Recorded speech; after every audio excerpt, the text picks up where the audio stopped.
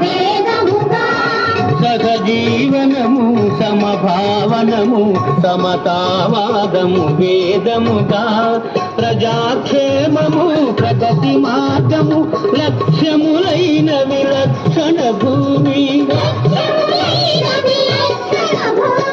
భారత మాతకు జేజేలు మంగళ భూమికి జేజేలు ఆశేషు